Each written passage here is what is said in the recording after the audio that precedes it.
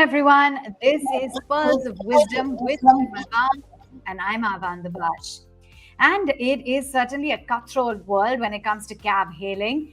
You have the giants like Ola and Uber, but they sure have been challenged. And I'm talking about BluSmart Mobility that is rewriting the story. In fact, it's an EV firm that was founded in December 2019 by Anmol Jaggi as well as Punit Goyal and Punit Jaggi, and is now the largest electric cab operator in the country. We talked today to Punit Goyal, the co-founder of BluSmart Mobility, to find out what the road ahead looks like. Punit, thank you so much for taking time out. And as I started off by saying, one would have thought that in a very cutthroat world of cab hailing where there are giants who are seasoned and they exist, one wouldn't even dare to enter. But you guys have clearly rewritten the story. So tell us a little bit more about what was the thinking behind that and what really gave you the grit and the might to take on the biggies. So thank you for your question. In 2018, we were very clear that the future of mobility has to be electric, largely driven by electrification. So Anmol and myself, we have been serial entrepreneurs in the energy landscape. And when we got together in the year 2018, we were absolutely sure that mobility will be electric and electrification is the future. And for doing that, we had to think with a born electric approach. So when we started BluSmart in 2018, we wanted to build an energy infrastructure, mobility and technology company. And we saw a massive opportunity which was really missing out there. Would not have been possible in the world of Uber and Ola, given that they are aggregators or platforms which aggregate supply. Electrification at scale is only possible if somebody invests in large-scale EV infrastructure or EV assets, and that's what our mission was from day one. So we started with a very small, modest fleet size of 70 cars. Today, BluSmart operates nearly 8,000 cars across Delhi, NCR, and Bangalore. We also recently launched in Dubai. Today, BluSmart also operates India's largest EV charging network. We today operate nearly 50 charging hubs or 52 charging hubs, which are spread across nearly 2 million square feet of real estate of prime locations across Delhi, NCR, and Bangalore. And our founding thesis is that the future is electric, but to be successful in the EV world, one has to have a born electric approach. And that was the idea from day one with which we started our journey. It's been an amazing journey where we have really grown nearly 110x from a fleet size of 70 cars to now 8,000 cars. So that's all on the idea, strategy, how we started a business and what the thinking is about. In terms of to your question of taking on the mighty Ola and Uber, our thought process on the consumer side was very clear. The fundamentals were rock solid. We believed that the customers of today wanted better quality of service, which was absolutely missing in the market. And we thought that this differentiated offering of a better quality ride, premium ride-hailing experience will be a clear differentiator. Like the products of zero ride denials was a big win. Consumers wanted cleaner, safer mode of transportation. Women wanted to travel safer in a safer environment in a branded ride-hailing service than a white color car going left and right. So that was truly differentiating for the customers, and that is how we could build a large brand and a very consumer-centric, consumer-first brand. So that's our thesis on how we are building the company. Okay, got it. Good to know the thinking behind it. But now let's get down to business as well. You've crossed about $50 million in your annual revenue run rate. You're growing at more than 100% on year. What is going to drive your growth going down the line? And can you tell us a little bit more about that profitability metric? Yes, Savan. So we were doing an ARR of about $1 million in March of 21. That increased to $8 million in March of 22. That further increased to an ARR of about $29 million in March of 23. That further increased to $60 million in March of 24. And today, in the month of July 2024, we are doing about nearly $72 million in ARR. And if we continue on the path that we are on right now, we will achieve nearly $110 million in ARR by March of 2025. And then if we continue being on the same growth path, we are targeting nearly $250 million in ARR by March 26 and about nearly $500 million plus by March 27. what is driving us forward is our ability to keep adding cars and our ability to build EV infrastructure. We are investing significant amounts of money in building real EV assets and real EV infrastructure. So we continue to invest deeply in expanding our business. We don't have any consumer spend, so we don't do really customer acquisition spends at all. We don't invest in marketing, branding, but we invest heavily in building the EV assets and EV infrastructure. In terms of profitability, ours is a very infra-driven business, and so we have to invest significant amounts of money before we start earning from our investments. However, we are right now very close to being CM2 positive, which is contribution margin 2 positive. We are anyways are covering all our net costs, so our driver costs, car costs, leasing costs, charging costs, all the charging paraphernalia costs, our driver costs, all is being covered. So fundamental contribution margin 1 costs are covered, and we are in the positive territory. Our other costs will be covered over the next 4 quarters. And if you want to know the EBITDA numbers, we'll be probably in about 5 quarters from now in the EBITDA zone. So that's our journey from now to the EBITDA journey to when we will have EBITDA positive numbers. Okay. And recently as well, there was a $24 million fundraise, pre-Series B round. The MS Dhoni family office as well participated. Tell us a little bit more about what that fundraise was for, how that is adding up in the larger scheme of things, as to whether or how much you've raised so far and what the plan is to raise more. Sure. So the company raised right now $24 million or about 200 crores in pre-Series B round. This was largely led by Responsibility Climate Fund from Switzerland. They priced the round. It was priced at $225 million pre-money and post-money of $250 million. We also saw participation from Mahendra Singh Dhoni family office, from Suman Sinha. He's a marquee name in the renewable energy space, and a lot of angels and family offices. The founders also participated in the $24 million round. The company has raised till now $136.5 million in equity fundraise, and we have raised till now $65 million in growth capital or growth debt. So $136 million of equity, $65 million of growth debt. Now we'll be in the market to raise a much larger round. We will be raising a very large round over the next 4 to 5 months. That's what we're calling the Series B round. So let's also get in a sense as to what the outlook is on your gross business value, because you have seen a pretty strong growth. Do you believe that you will continue to maintain this trajectory? So in terms of growth, Avan, we have grown significantly from a fleet size of 70 cars, 3-4 years ago, to a fleet size of now almost 7,700 cars. We have grown 110x over the last 4 years in terms of fleet size. And our goal is to reach nearly 13,000 cars by March or April of 25 and scale our fleet size to nearly 25,000 cars across Delhi NCR, Bangalore, Dubai, and one more city in India, another metropolis that will be launching early in 2025. So our entire fleet will scale to nearly 25,000 cars by mid of 2026, somewhere between April to June of 2026. So we believe there are massive growth opportunities out there, and the new India wants to travel in BluSmart. They want to travel safer, cleaner, in a better environment. And our mission mode is to decarbonize, revolutionize, modernize public ground transportation. That is what we are doing right now in BluSmart. And there's also, the debut in Dubai. I believe there's going to be 100 EVs. What's the target, and how are you planning to grow that business?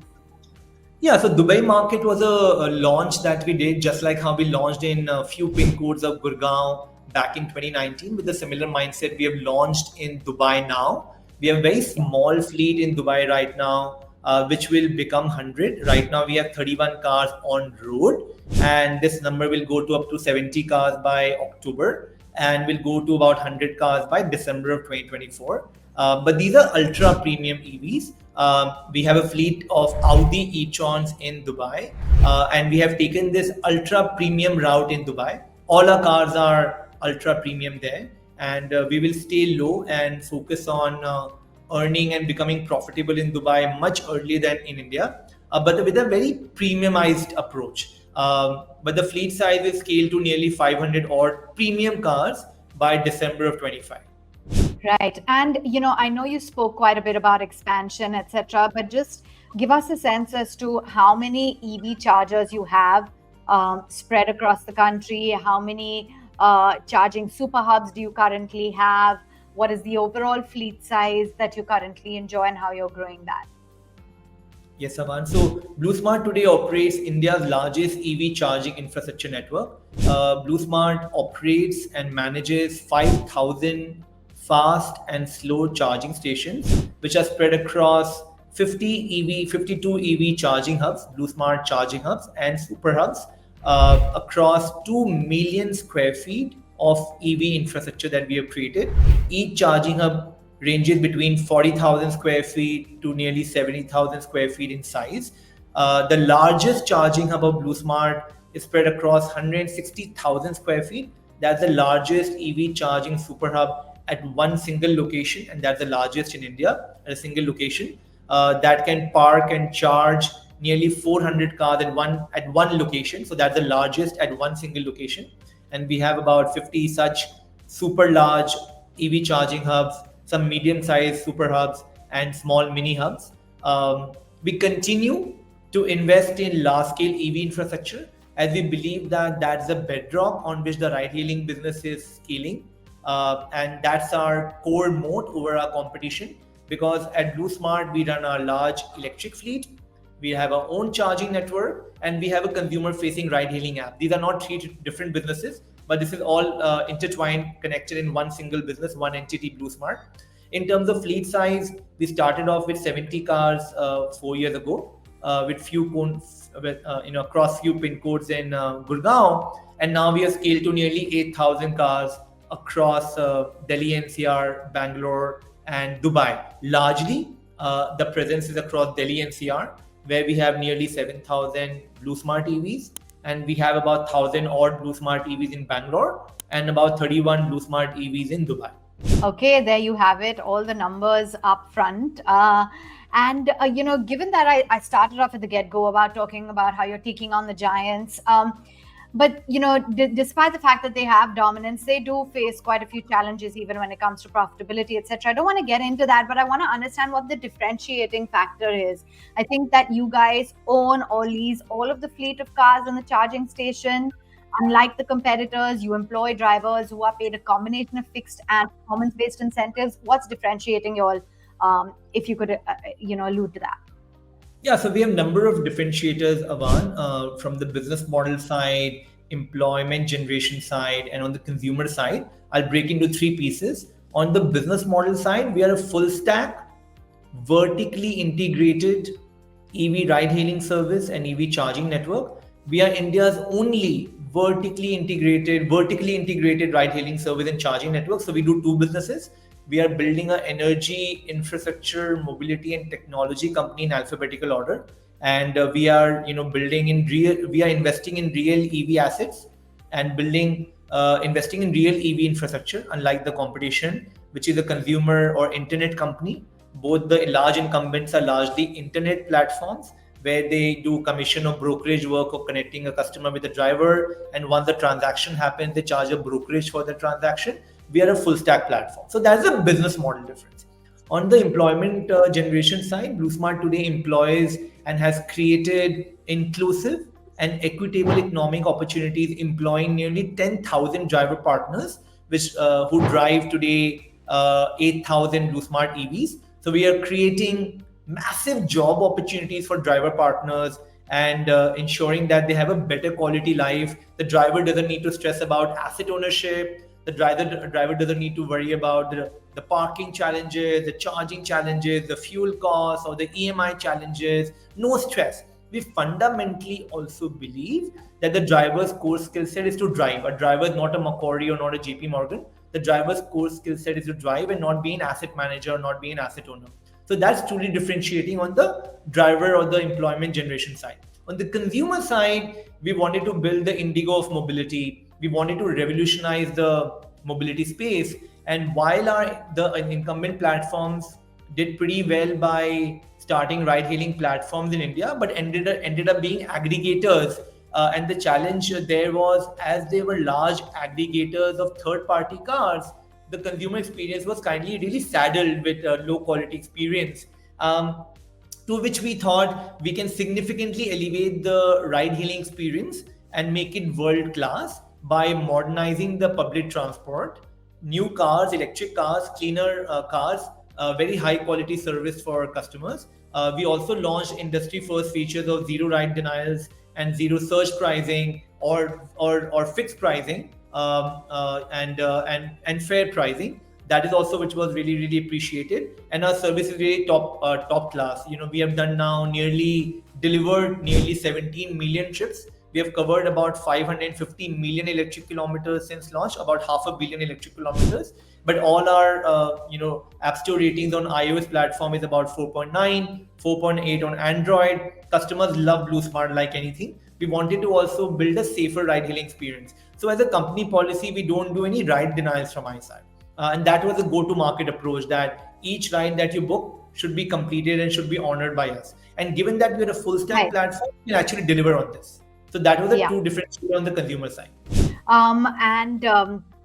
Give us a sense as well as to what your outlook is in terms of the growth being fueled with zero cancellations and on-time arrivals. I believe that is something as well that you guys have. And then there was that collaboration with Sidbi for deploying cars for ride-hailing services. Yeah, so in terms of fundraise, we have raised equity, which I mentioned earlier. We also have raised significant amount of money from DFIs. As we are a full stack asset platform, including Sidbi, we have raised large sums of money from large development financial institutions, from Power Finance Corporation to IREDA and many more, which will be announced over the next 2-3 months. The company has access to nearly $200 million of credit facilities, which are for buying cars, and that's sorted and secured, and that continues to grow. So we are collaborating with large development financial institutions, or DFIs, for funding EV assets, and that's how we are able to scale our fleet. On other partnerships, we are partnered with Tata Power for securing renewable energy. So if I were to tell you that BluSmart is the only ride-hailing platform in India which uses charging infrastructure which is powered by renewable energy. So we entered into a 30 megawatt power purchase agreement with Tata Power Renewable, where we have access to 72 million units of clean and green energy, which powers our charging infra, in turn powers our ride-hailing fleet. And the idea is to truly decarbonize mobility at scale. We also have a joint venture partnership with Jio-BP, which in turn is a joint venture partnership between Jio of India and BP of UK. And they are our JV partner in building EV infrastructure. So the charging infrastructure that we build ourselves, we also get tremendous amount of support from Jio-BP. They have built about 13-14 charging hubs for BluSmart. We have built ourselves about 35-36 EV charging super hubs. Okay, and finally, you're at the helm of a company that is in a very competitive space. Any pearls of wisdom? I believe that you guys worked on the mantra of think global but act local. Is that what worked? Yeah, absolutely. I mean, the mantra that worked well for us, we were quite resilient, and we believed that transportation had to be built better. We wanted to build a safer, cleaner mobility service in India. We wanted to rebuild mobility from ground up and modernize public transport. And yes, our technology is global. And like you rightly said, we believe that we have a huge opportunity to go global. Dubai is just a start. We'll be launching in 2 or 3 more global cities in the next 2 years' time, and we are preparing for it already. But yes, if you have the right technology, you can definitely leverage that and go overseas. Thank you so much, Punit, for taking the time out. It's been a pleasure chatting with you. Thank you, Avan. Thank you so much.